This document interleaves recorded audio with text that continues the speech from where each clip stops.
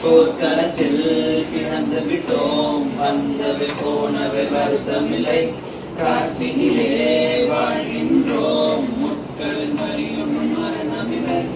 இருட்டினிலே நீ நடக்கையிலே முன்னிழலும் உன்னை விட்டு விலகிவிடும், நீ மட்டும்தான் இந்த உலகத்திலே உனக்கு துணை என்று விலகிவிடும். தீயோடு போகும் வரையில் தீராது இந்த தனிமை,